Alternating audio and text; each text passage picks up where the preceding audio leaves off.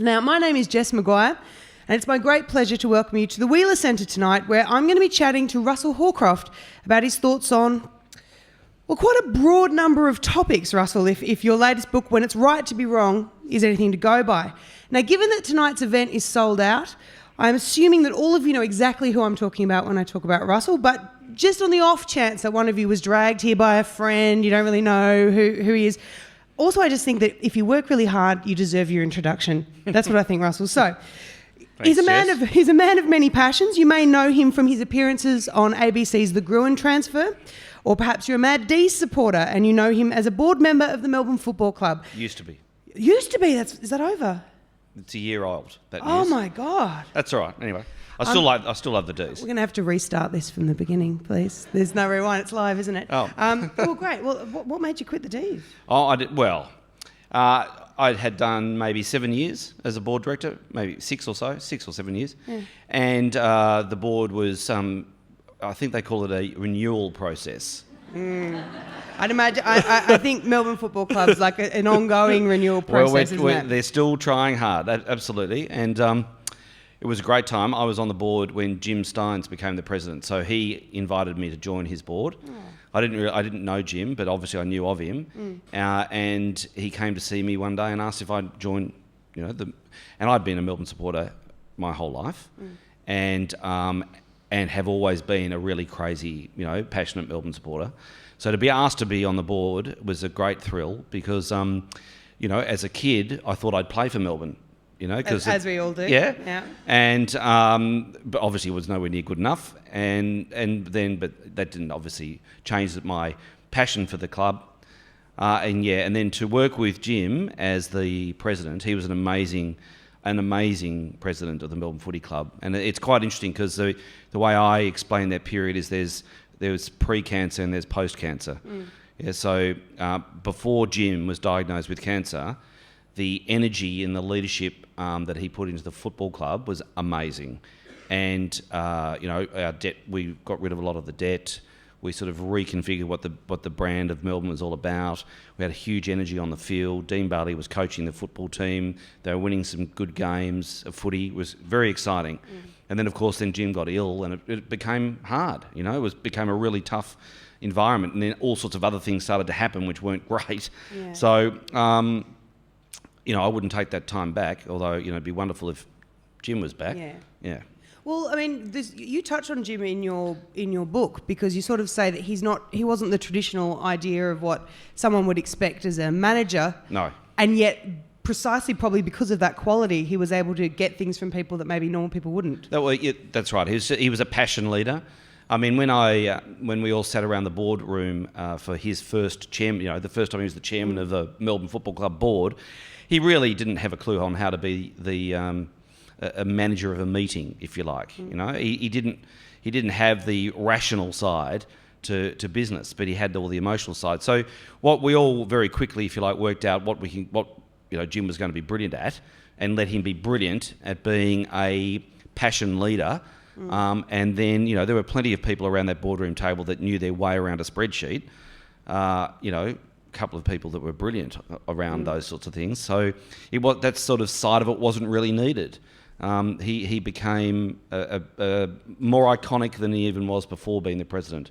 Would you say that maybe getting too focused on those nuts and bolts and spreadsheets, people have lost a little bit of that leadership quality of actually just being able to inspire? Yeah, I do. I suppose there's a bit of that in the book.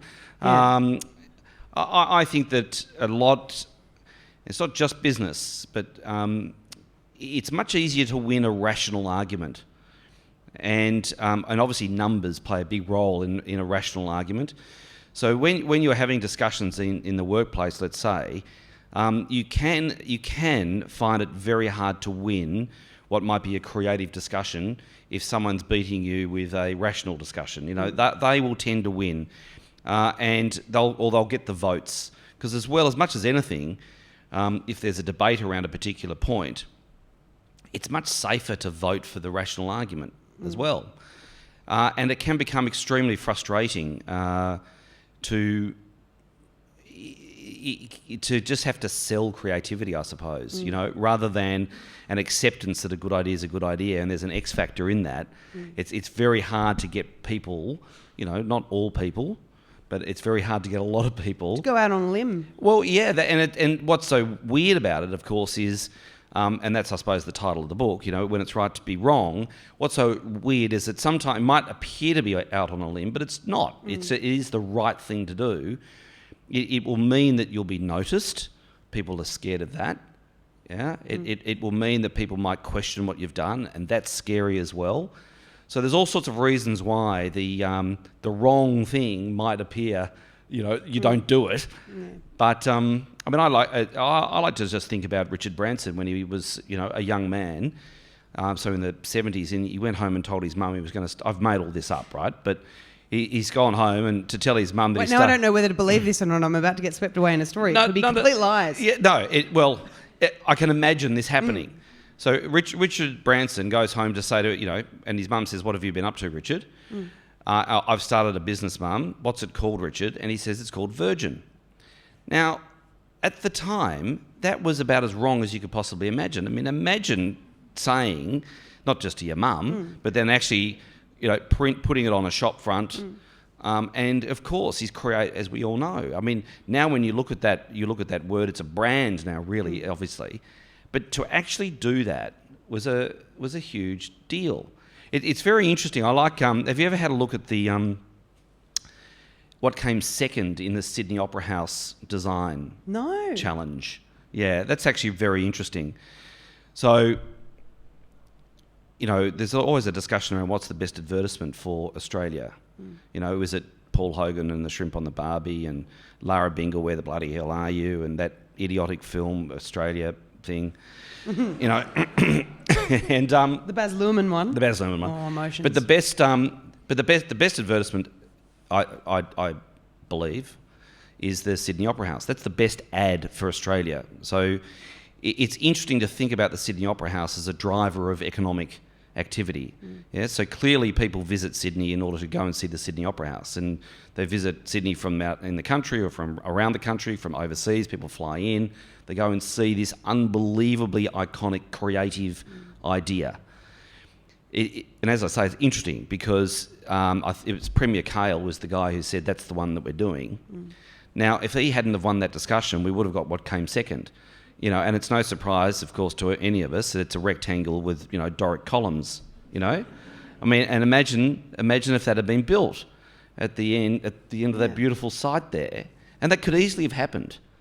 It's probably more likely that would have happened than the genius of Ulsan. Misunderstood genius.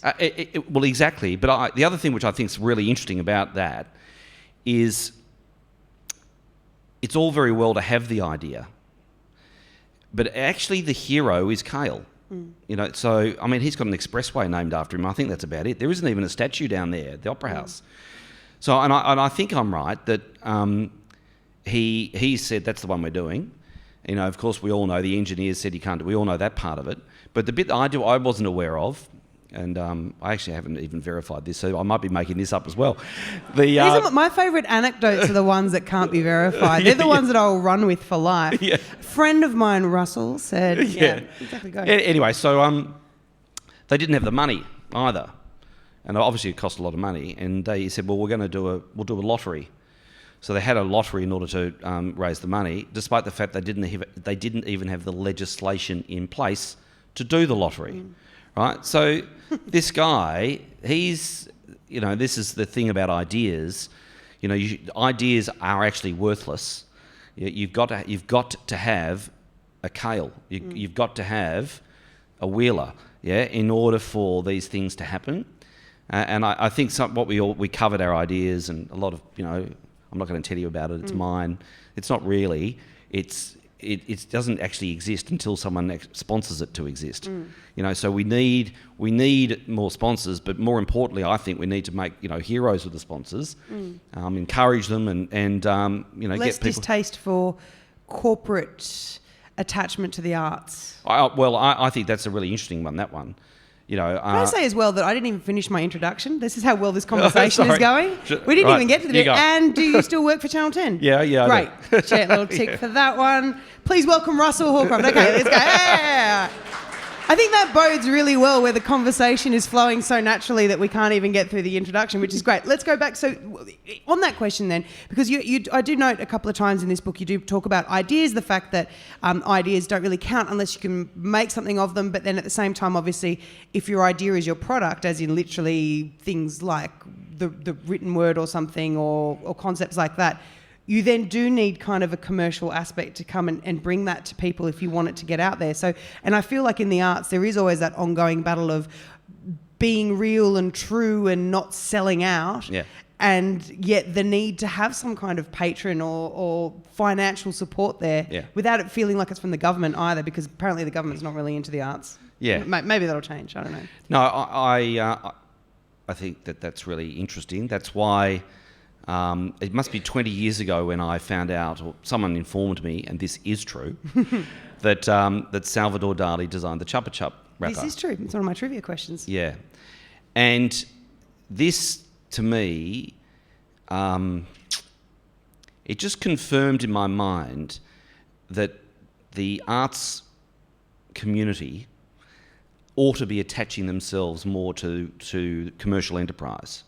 And the commercial enterprise ought to attach itself more to the arts, in particular that way, because in commerce you need people that are genius at the arts. You need them because they are the ones that will create a difference because of their skill. Yeah. So it's wonderful that the Chupa Chup people managed to get a hold of Salvador Dali, and he managed to say yes, and he managed to create something which I can't remember what the number is. It's 50 billion. 50 billion lollipops have been sold.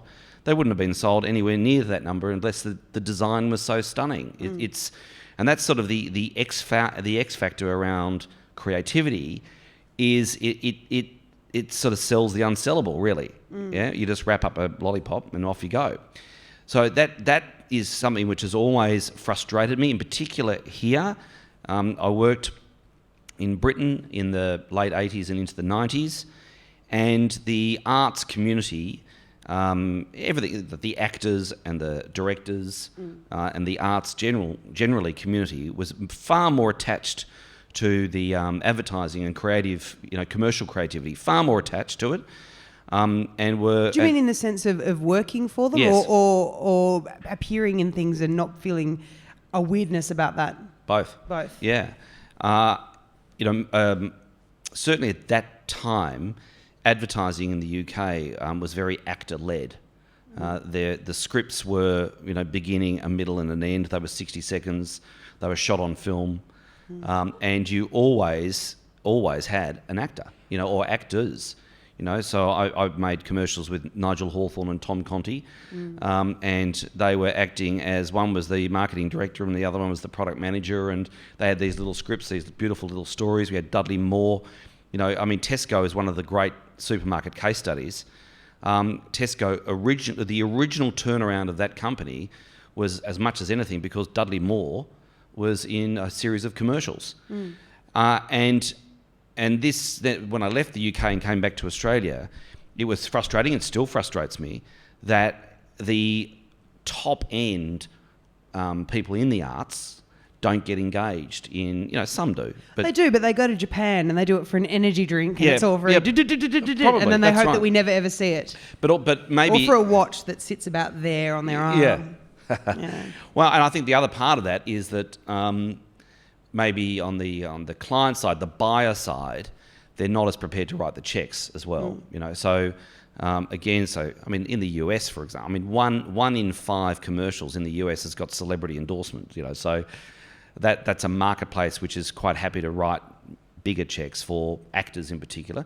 But it also goes to directors. There's a bit of a divide between a commercial director and a director that might be doing an art film, for example. That shouldn't be the case. That's crazy. Yeah, the art, the graduate from RMIT Film School from 5 years ago is scratching around doing, struggling around, right? Served me a soy latte earlier today. Yeah, probably.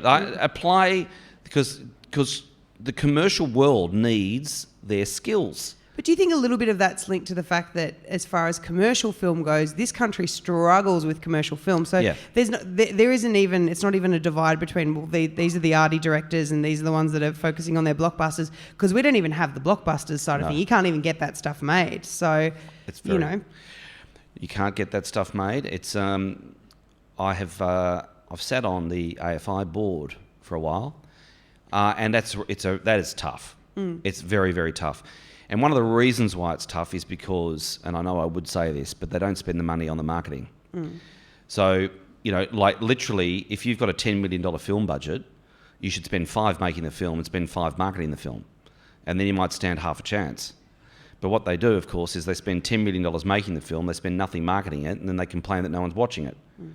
So the marketing budget has to play a role when it comes to making your films, yeah? And it's part of the gross budget has got to include how am I going to market this? And it's not enough to just, get on social media and say, can you come and see my film, please? That's not going to work. It would get the same numbers that they're probably getting now. Right. Is that then a lack of good producers being involved? Because surely, I can understand a very artistic director not wanting to be giving up funds that could be used for a beautiful shot, but surely there needs to be then someone in the business side of things that's saying, all right, now we have to be practical though if we want to get viewers for this. Yeah, it does. But even the gross budget isn't big enough anyway. So let's just, for example's sake, say it's 10 million. And so look, they won't spend 5 and 5, but they'll probably, let's compromise at 7.5 and 2.5. So 7.5 to make the film, 2.5 to market the film. 2.5 million is not going to market the film very well. So what does that get you, out of curiosity? They all sound like huge numbers to me. Yeah, it's pretty good. It's a pretty good number. So 2.5 million, you would be able to absolutely make an impact and make an impact short term. Yeah, so it's not bad. I don't know the marketing budgets off the top of my head. I wish I did right now in this conversation. So what was the Mad Max marketing budget? I would imagine it was more than 2.5. But then, of course, there are lots of Australian films that wouldn't have $25,000. It's one of the interesting things that's going on in terms of media now. The traditional media, so I work in the traditional media. The traditional media is seen to be not as powerful as it once was. It's just not true. And it's crazy to think that you can market a product successfully, a film successfully, if you're not using mainstream traditional media. You're in La La Land if you think you can do that. And there's a lot of people that are floating around in La La Land. One of the things in your book, there's lots of things, by the way, they're short, punchy chapters and they jump from topic to topic, which keeps me on my toes as I was researching for today. So one of the things that you talk about in newspapers is you're sort of pointing out, the first newspaper published in Melbourne was called the Melbourne Advertiser, and its publisher, John Pascoe Faulkner, knew which side his bread was buttered. So basically in saying that the news is being brought to you by an advertiser. It knows That's exactly where the money's coming from. That's right. But can you have that now that this, because this is the big struggle with all the news sites, is it that transferring over to digital and not knowing quite how to do that with ads, and B, the fact that things like car ads and classifieds and stuff that used to be the really traditional, big pool of money for the media to get into have really gone to separate businesses now. So, That's right. So how are they still as vibrant and still as vital? It's so interesting. I suppose the point I was trying to make there was that it's all about how your head's screwed on as a media owner, if you like, or newspaper owner in the past. You had to face the advertiser first and foremost. And if you face the advertiser, then you get the money, and then you can buy the journalists in order to do the content. If you face the content first and foremost, then I think you won't make the decisions that you need to make in order to generate the revenue. Yeah. So, and I think it's interesting to sort of think about power shifts within media companies. So I've actually got caught on this before. People think that I'm into this idea of paid for editorial. That's not what I'm saying at all. No, they're two separate things. There is the content, and then there is the advertising. I'm just talking about managing media companies. You've got to face the advertiser. So if you're facing the advertiser, first and foremost, what you're going to do is you're going to create a platform that works for them. So you'll create a platform which matches buyers and sellers. If you do that, then you're going to generate revenue. If you generate revenue, then you can afford to pay the journalists. So you got to... That's my view of it, if you like. So I was at a... what's the journalists' union called? Oh, the media... The MEAA? Yeah, yes. Yeah. So I was speaking at their function a few years ago, and I walked in just before speaking, and of course the journalists are talking about getting paid for individual stories, which you can imagine that they would like. So, you know, click on here and pay 50 cents, $1.50. I just can't see how that's ever going to happen. It's the whole idea of news that we consume is that it's incredibly cheap because the advertisers are using the platform. So it's always been the model, and I can't see how that changes. Is there a chance that, like, in this day and age, with the number of people, with the big companies, the big money, I mean, things being owned by big corporations and them having a lot more power, that in this day and age, advertisers are wanting to have, it might not be advertorial, but certainly have a lot more influence and in the direction that news takes, because in a way the news is often about them. I mean, is that a conflict that you think has risen to the top more recently, or has that always been a conflict? I don't think it's a conflict. It's not a conflict, big companies paying... No. I think there's a very clear... Certainly in my experience, there's a clear delineation. There's the money people, there's the story people. Yeah, I mean... And I'm talking about how the paper works. I'm talking about what media generally. What advertisers expect. If you're a big corporation and you're giving your money to traditional media, and then they're also writing a story about you that is less than flattering, and that obviously happens a lot. Yeah. You know, that there can't be some kind of conflict in wanting to say, well, I don't really want to give my money to you, Fairfax, if what your journalists are digging up are really... But as you just said, it happens a lot. So the integrity remains. Yeah, and that's certainly my experience. You know, advertisers will try and influence, but that doesn't mean that the media operators listen. Yeah. Yeah, and I mean, where do you go if you're dealing then as part of what your work is? What's non-traditional media that's starting to blossom other than social media? Like, is there anywhere else that you would kind of want to direct stuff? So something left field. Yeah, something out of left field.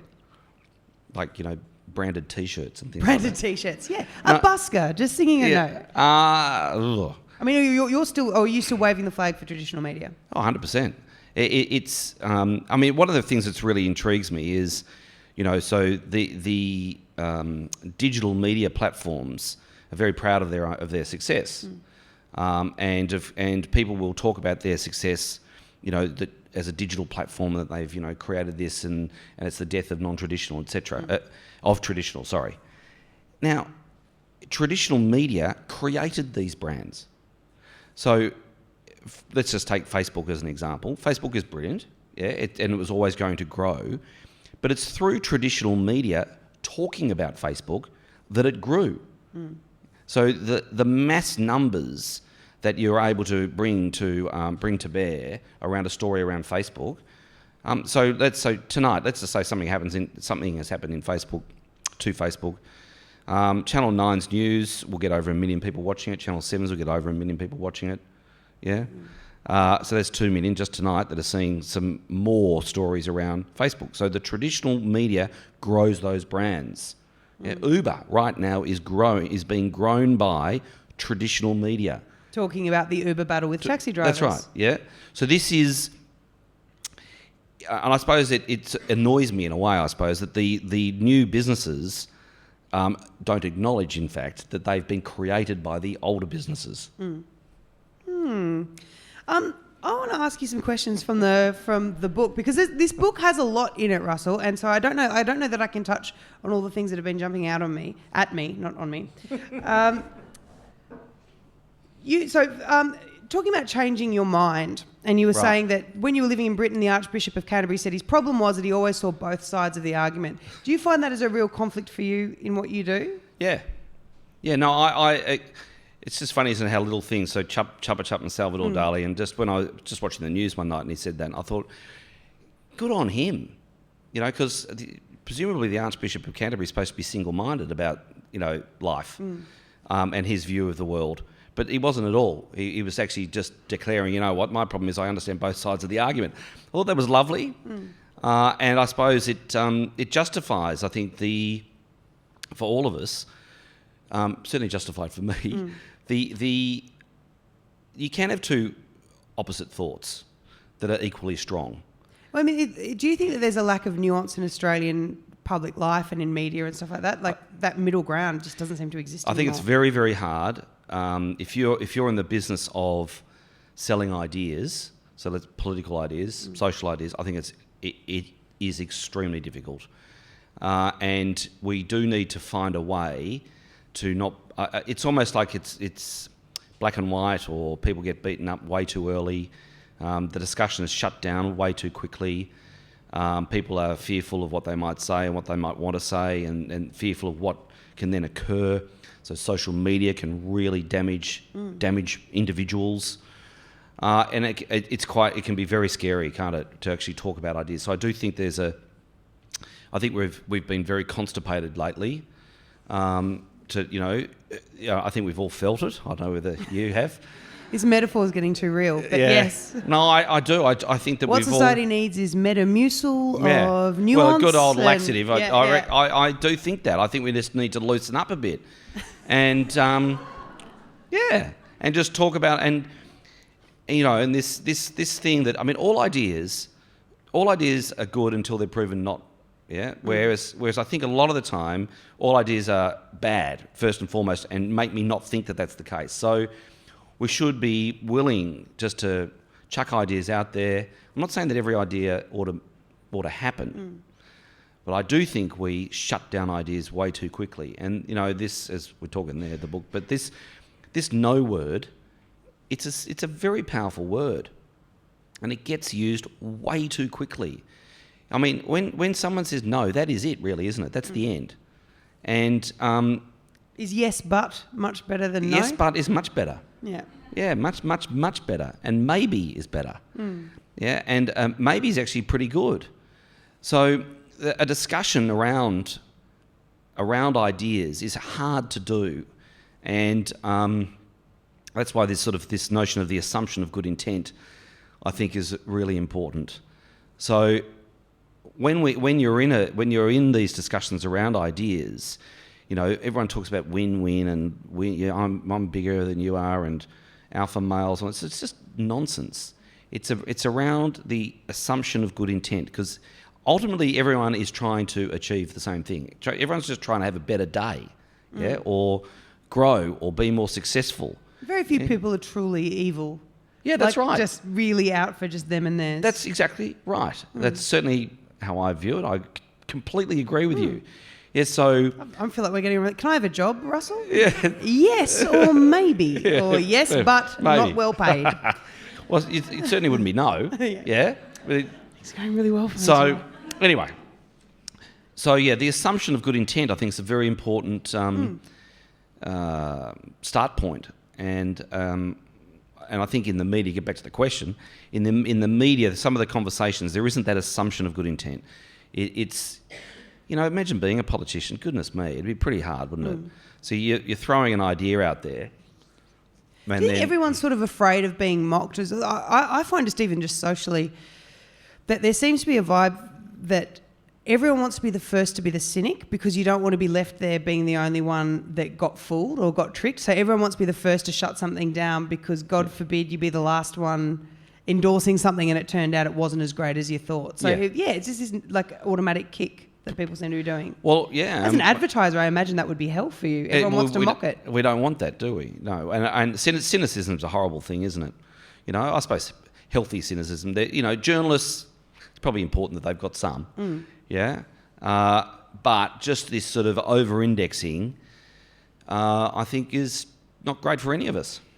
Can I ask how the book came about? Like, what was it that kicked it off? Was it that you were running around the house, jotting down little things, going, "It's good, Russel. Like, this is good advice. This is good advice. I'm going to give it to my kids. I've got some things to say," and it just starts getting a bit longer and longer, and then suddenly you went, "This is it. I'm going to do this." Well, no. The story is. So I was approached by a writer that wanted to write about what I've done, and I just thought there's no story there. I wasn't that interested in that. But that led to a conversation with Penguin, and they said, "Look, would you like to?" I said to them, "I would really like to write a book," and I gave them an idea about the book, which was it was 100 ideas, really, just 100 sentences, and they said, "There's a book in that." So. One of your ideas is get the writer, but in this story, from what I'm gathering, you got rid of the writer. I did, yeah. So brilliant. Scrap the middleman. Yeah. No, I just it's nice that everyone's here, so I feel compelled to say I wrote it. Yeah. Oh yeah, I wasn't trying to imply. There's a lot of because people have asked whether I did or whether I didn't, but I did write it, and I'm not even suggesting that it's any good either. But I just. That's probably the most honest you'll ever hear an author up on this stage at the Wheeler Centre. Well, I can't tell you if it's good. So, and I wrote it on a plane, not one plane. So I just get on I fly around Australia a lot. And so I've got my iPad and I've got the notes, the yellow notes bit. And I had the 100 ideas just written, so 100 pages in notes. And I just get on the plane and just pick one that I thought I could write to. And then just wrote on the plane. So I think there's 73 in there, and that is probably 73 plane flights. Wow. I don't think I did much that wasn't on the plane. So that's that one, and then I also have a file which is called "Shit Off My Liver." Yeah, and that was and there's stuff in that which I'm hoping forms another one. But I've got this thing that I really want to do. I don't know whether I'm capable of doing it though. Come on, this is a safe space. You can tell us about it. What is it? It's a story. It's a story, and it's a story about. It's just a story about. In a way, it's the theme. In story form, it's a story about a fellow who's just got lots of ideas, and of course those ideas get shut down, and it becomes very problematic for him. That's it. Anyway, it'll be a short story. I'd like to be able to do it.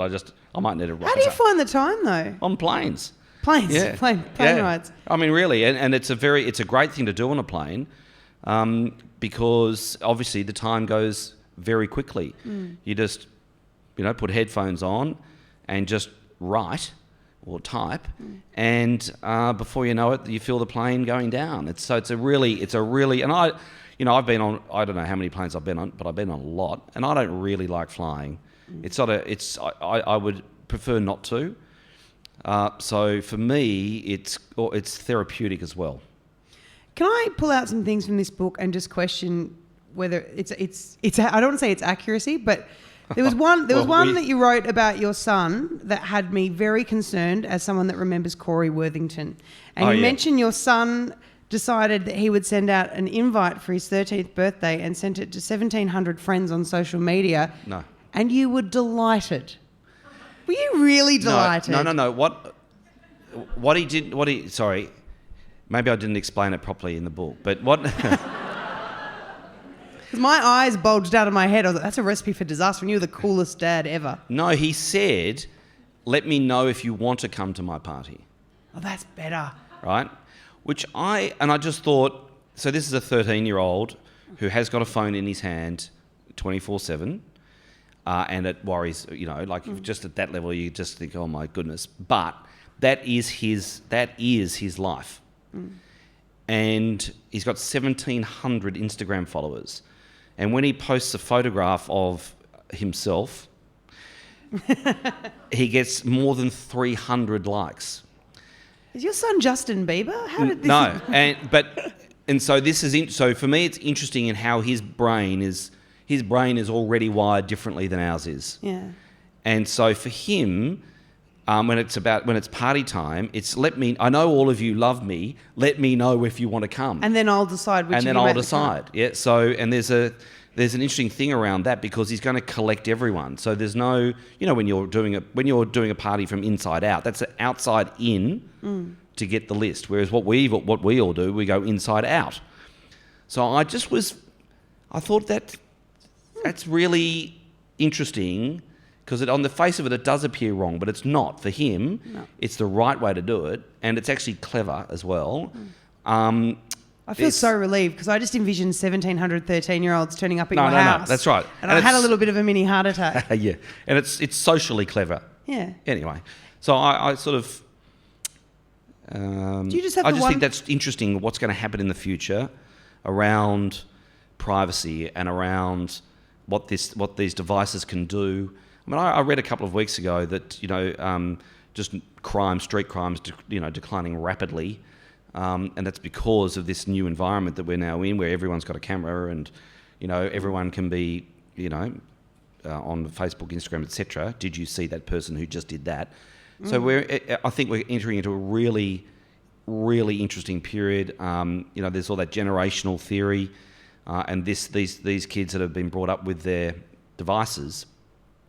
They're going to be pioneers. They're going to actually create a different way of doing things. It's like a really happy sounding 1984. Like there's cameras everywhere. Everybody's monitored. That's right. That is fantastic. I've never thought of it that way. Well, that's what I think is really interesting. So behaviours will change, and I think there will also be an acceptance of going off the rails. Whereas you do things, you might do things socially unacceptable 10 years ago and it might be caught on camera and then that can become something that's very embarrassing. Whereas I think in the not too distant future, you'll do something socially unacceptable. It will, of course, be caught on camera, but everyone will forgive you because everything's caught on camera. Absolutely. So when they first get Facebook and then all the news articles about so-and-so lost their job because the employer, or you didn't get a job because they went in there and saw a party photo, but now it's like, go and find a photo of someone not partying. That's right. Right. So that is, again, that's a significant change in how we... In a relatively short period of time, especially. Right. And that, I think, is a change not just in... It's not a shallow change. I think it's quite a deep change that's happening. Do you just have the one kid? I have three. Three? Your 13-year-old gets a run in this book. I think Charlie does too. So Louis, that's the social one. So I ticked them all off. Did they count? Did they go through the book going, how many dead mentions did I get? They wouldn't have even read it. So Charlie's the innocent radical. I'm very proud of Charlie. Because he's at a school which is very constrained, and yet he works really hard to not quite break all the rules, but break them and break them enough. I'm very proud of him, and and then Claudia is my oldest daughter, and she is the one who. So one of the things that's happened in the creative, she's a very creative girl. One of the things that's happened in the creative world is that we've sort of given up creativity to the computer. So when you need an image, you go to Getty Images. When you need a typeface, you just scroll down and find the typeface. So that's why there's less original looking, in a print sense. There's hardly anything that looks new anymore. So it was very exciting for me that Claudia went to a class at St Martin's where they were given graph paper, a pencil, and had to design their own typeface. So I thought, well, thank God, there's still some of that going on, because that is really, really important. Yeah, absolutely. Well, look, I tell you what, we've got about 15, 20 minutes left, but I have a feeling, Russell, that there's going to be an audience full of questions for you. Okay. They look pretty excited.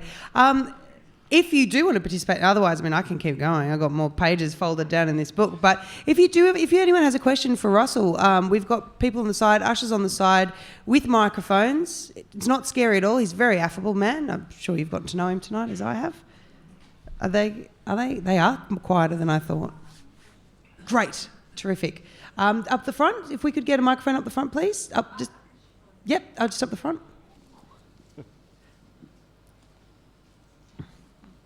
You said that traditional media is everything. And yet you've just quoted about your children and how they're rewired differently. Yeah. So what's the future for traditional media? For me, it's very, very sound. It's about both. It's not one or the other, really. In the end, it's about, I think it's accepting that digital does some amazing things. But equally, I think we need the broader perspective that mainstream media gives. So, I mean, the thing about digital, it's about you. It's about what you're interested in.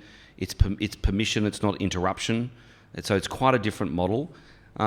The story in the book is around going for a drive.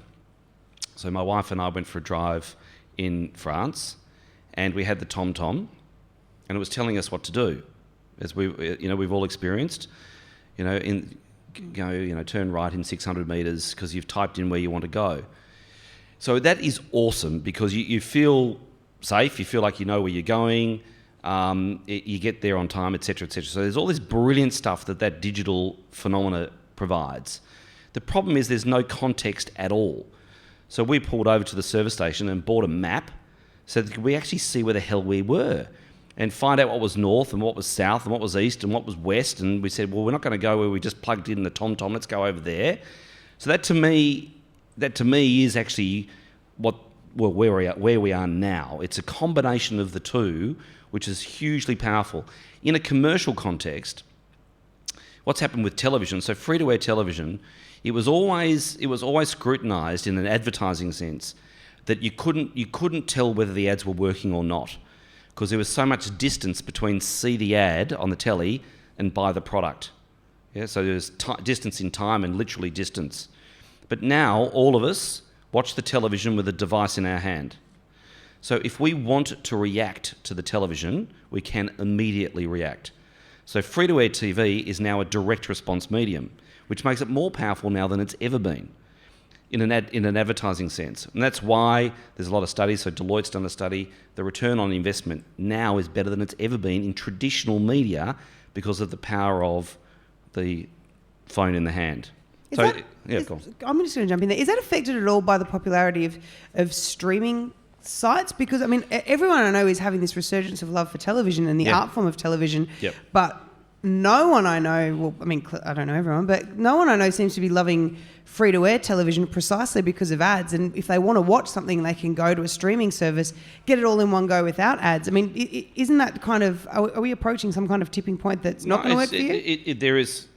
Everyone is doing everything. Yeah, it's just not accurate that that's happening, therefore that isn't happening. Yeah, so yes, people are doing they're streaming Netflix, but they're also going to 10 Play, which is our platform. So we've had over 2 million downloads of the 10 Play app, which is a lot. And people are watching 3 screens, as we know.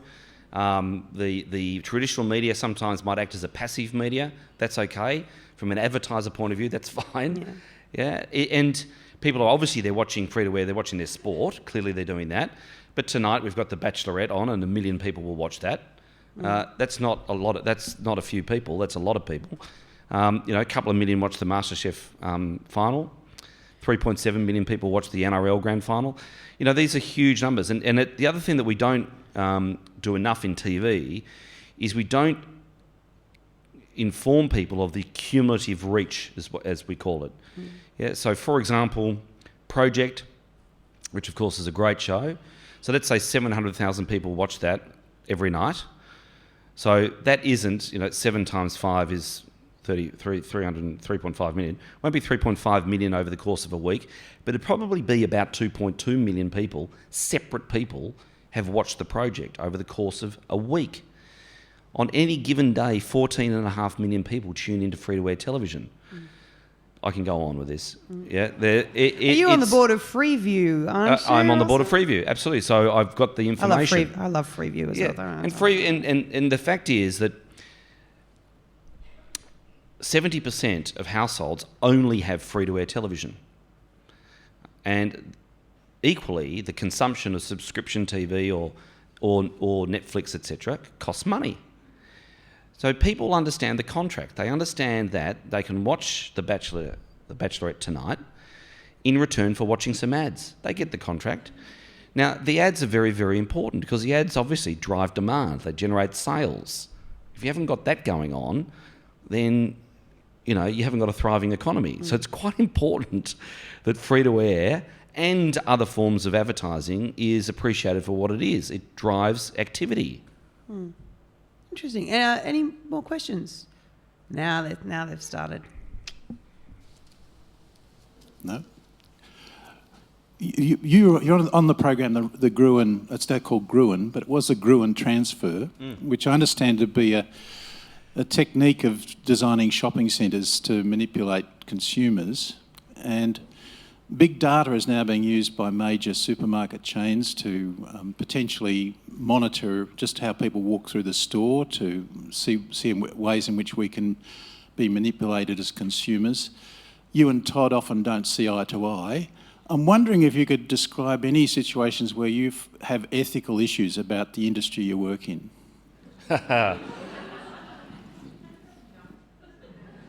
Well, back to the advertising industry. I've always thought it was very dangerous to not see yourself as anything other than a voice for your client's activity. Because there'll be grey lines everywhere, there'll be blurred lines everywhere. So I haven't ever been in a situation where I didn't want to be involved, and I haven't got a problem with that. If it's legal, if it's being sold, I'll do my best to help those people succeed. Now, being on the TV side, being on the commercial platform, there are all sorts of rules and regulations about what you can and can't do in terms of content. So we abide by those. Okay, great. Russell, the blurb for tonight, I think it said something like you thought the idea of pursuing work-life balance was a load of rubbish. Could you speak a little bit more about that, please? That has got me into all sorts of trouble, in particular with my wife, because, anyway. So, well, okay, what I mean by that is that I think it's very hard to achieve. And it's almost if the pursuit of happiness is the idea, trying to do work-life balance in order to achieve happiness, I think is extremely difficult. My proposition is that do your work, do it well, be the best at it that you possibly can be, and then things are going to be good for you. So I suppose I skew it towards enjoying your work, because the idea of work and life, it's almost rude to work as well. It's like, working's really good. I mean, I love working. I'm sure everyone here loves working. It's like... Can we have a show of hands if you love working? I think it's strange not Russell, you have to work on that ad campaign a little bit more about pro-work. No, I think it's strange to not like to work. I think what you're really saying, though, is pursue what you love. And if you love what you do, then that need to have that definitive work-life balance will sort of fizzle away, because when you do what you love, that's fine. Yes, that's sort of it. Yeah. That is sort of it. But equally, it also doesn't matter what you do. It's not about trying to find that thing that you love. I think that's almost impossible as well. Just do something and then just work hard at being good at it, and good things will happen. I suppose it does come from my grandfather, who said to me, "It doesn't matter what you do, just be the best at it." So, it's not unwise. Yeah. No, I get that. More question? Yes. Russell, I'm interested in the statement you made about social media becoming very forgiving. I'm wondering on what basis you make that assumption, because right now social media is used as an incredibly powerful tool to shame people. Yeah. So what do you think, and whether I can understand as a parent of young kids doing stupid things, you probably phenomenally hope that will be the case. Yeah. At the moment, we have quite the reverse of that, where somebody make a small mistake can go around the world and be shamed within 10 minutes. And, like the old saying, are lies around the world before, truth's got its pants on. So shamed in whose eyes? The individual's eyes or in others?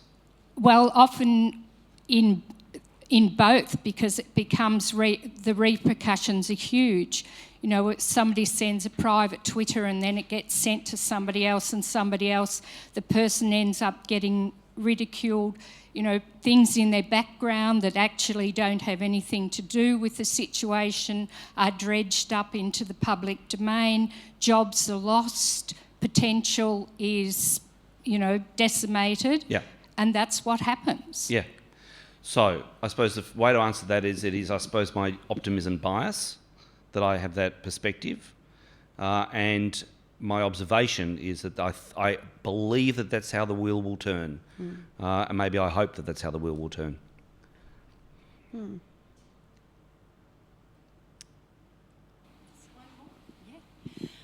Russell, what's been your best idea, and perhaps one that wasn't well received initially?